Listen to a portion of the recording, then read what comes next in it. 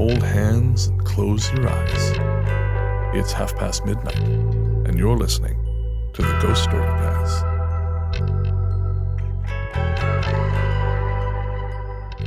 Hello and welcome to LukeLore. Today is a personal favourite of mine since childhood, and I'll be sharing some stories about black dogs as a companion episode to episode 38, The Black Dog Laughs at Midnight. Mostly black dogs of Britain, but one of the interesting things about this subject, there are loads of demon puppy stories all around the world. Where black dogs supposedly come from is a pretty mixed bag. Hellhounds with only one L, there are loads of furry connections, especially in Europe, and speaking of across Europe, there's also a pretty common Christian tradition which feels as if it has pagan roots.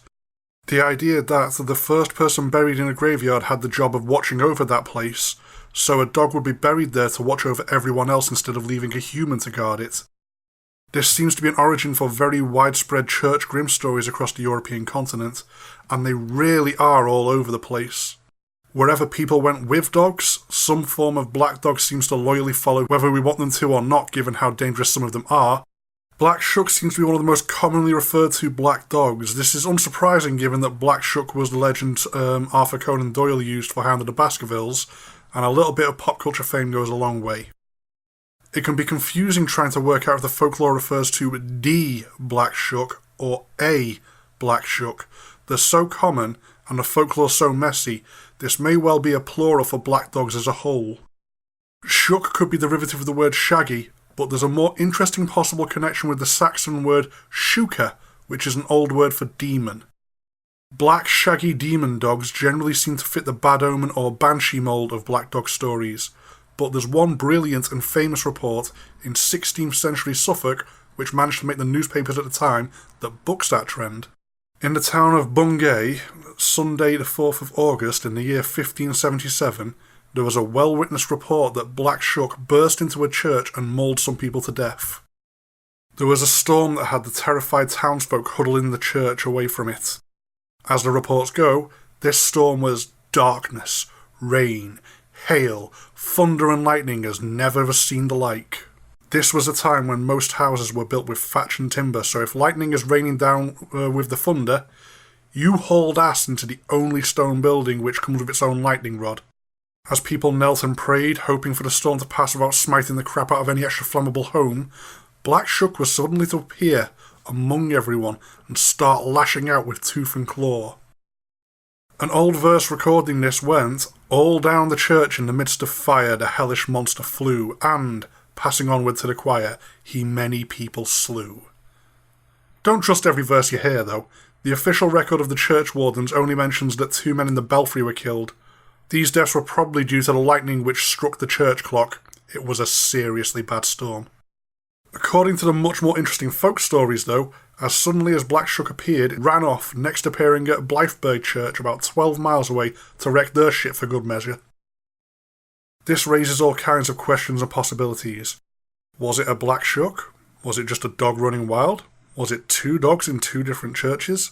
One really angry regular dog? Was it all just a story to help people process such a terrible storm causing chaos and destruction? What actually happened there I couldn't say, but Bungay has a brilliant Black Shuck weather vane, a pride of place in their town now which you'd give a Google if not an actual visit, and the other church also has the devil's claw mark on the door still.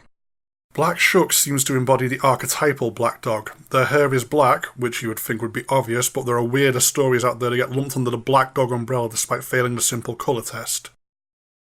They're usually described as unnaturally ride them into battle large, with some stories saying they're as big as a donkey. But your biggest giveaway is the eyes. They're described as burning, up to the size of dinner plates, sometimes glowing orange, sometimes swirling in a pattern with other colours, sometimes with green or red sparks falling from them. For all of being a giant black hound flinging fire from its eyes, apart from the very noteworthy storm which led to Black Shuck's church murder tour of 1577, Black Shuck stories normally don't talk about a physical threat. Seeing Black Shuck is instead a sign of bad things to immediately come. So if you see one as you walk down a lonely road, don't run into disaster, instead get a safe distance away from passing cars and call someone to come and get you. As frightening as it may look, it's more likely to be a warning you're about to get hit by a speeding car. Don't let that be a self-fulfilling prophecy as you run away from your warning directly into the path of danger. Black Shuck sightings can sometimes be associated with historic gallows locations and old graveyards, the old graveyards possibly being a church-grim connection in some cases. On to a childhood favourite of mine though, Padfoot.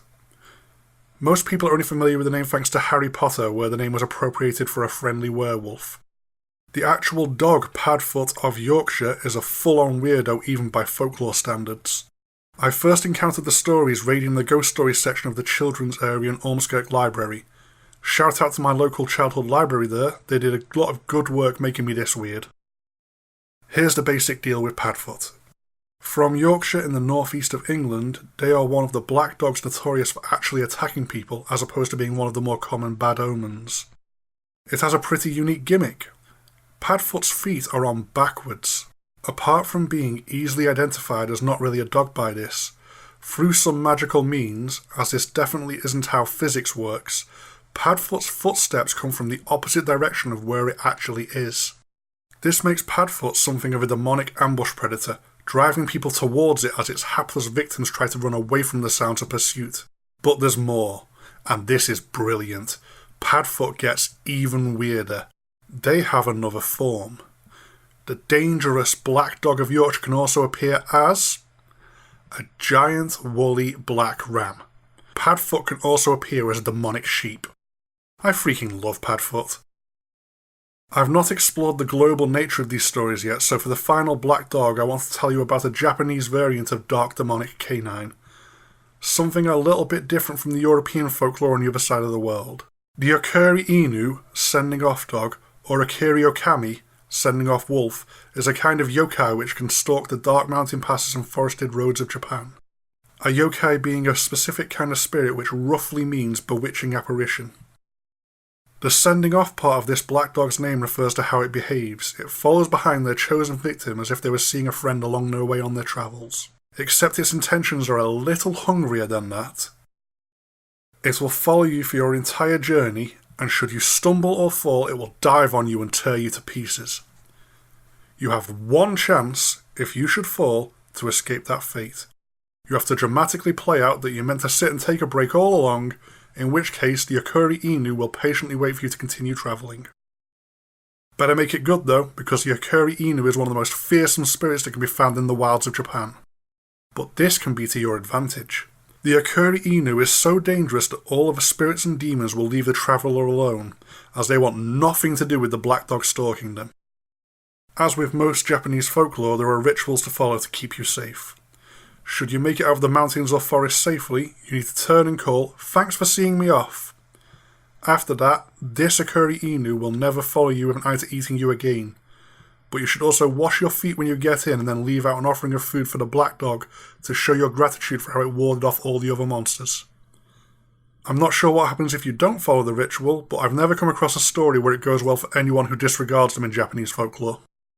I could go on, there really are loads, and I've barely touched upon the dual nature of some of these stories, apart from the Okuri Inu. I'll try to globetrot a little more in a follow-up LukeLore, as there's plenty of black dog stories out there, but that's all for this time. How is this even episode 3? It feels like I've gone from suggesting this on the phone to blinking and pow, suddenly, here we are, thinking about episode 4. Speaking of, I'll be back in about a month with that topic, which should be my first run at furries. Followers at Patreon get this early every time, so check out patreon.com/ghoststoryguys for this and plenty more cool stuff if you want to support us directly. But as ever, just listening is plenty of support in and of itself. I hope you enjoy my companion show, and please feel free to reach out to either the show or myself directly via email or social media if you have any questions, feedback, or requests for LukeLore. The email is ghoststoryguys@gmail.com, and I am Luke Greensmith on both Twitter and Facebook. Goodbye for now.